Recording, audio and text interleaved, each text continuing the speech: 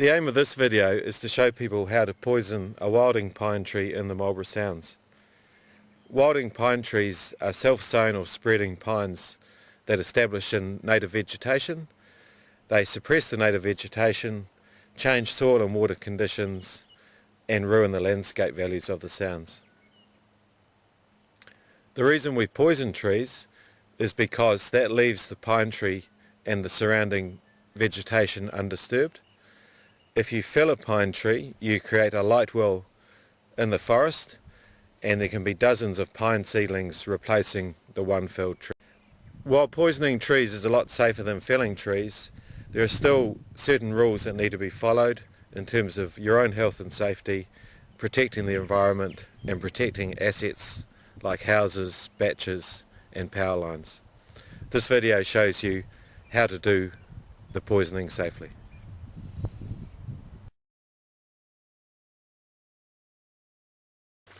Okay, the first thing we need to poison a tree is a drill. This is a motorised petrol drill. These are available from the Dept of Conservation in Picton. And this drill should be run with a 20mm auger bit. If you're using this drill, you need hearing protection, either earmuffs or earplugs. If you don't have access to a petrol drill, a cordless drill is okay, but it will need to be run with a high-speed drill bit of about 18 to 20 mils. The herbicide needs to be mixed with clean water. To dispense the herbicide, you can either make a dispenser like this, with a hose going through the tap, or you can use a squeezy bottle with a nozzle, but you should not use food containers to dispense herbicide.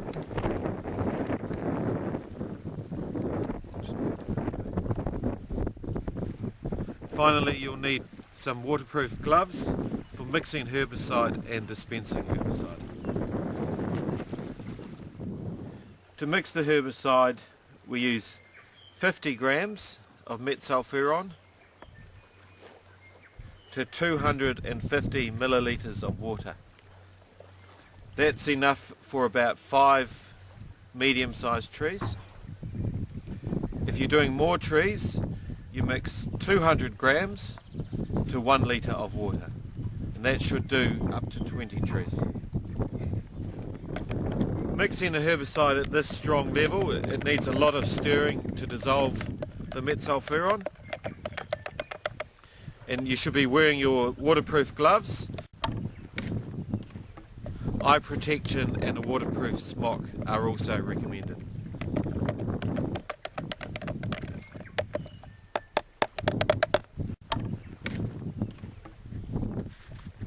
So once mixed, put it into your dispensing bottle.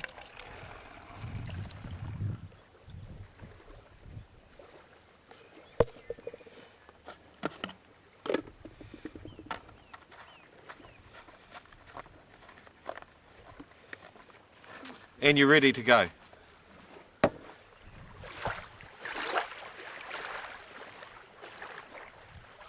To poison each tree, you just need to drill a number of holes around the trunk. Each hole should hold about 10 mils of the herbicide solution, and the hole should be backfilled just so the poison reaches the edge of the outside bark. It's also acceptable to drill some holes into the feeder roots, but you should always try and get most holes into the trunk of the tree. It's also important that you fill the holes as quickly as possible, and you should fill them within a minute of drilling the holes. To determine the number of holes to put in a tree is based on the diameter of a tree.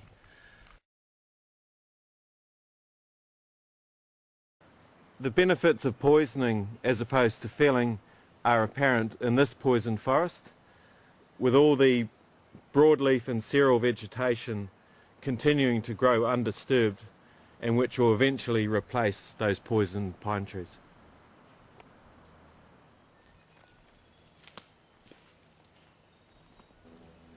While poisoning trees is safe and effective, there are some important rules that need to be followed. Firstly, always follow the label instructions for the herbicide being used. Secondly, make sure you have permission from the relevant landowner before poisoning trees on any land.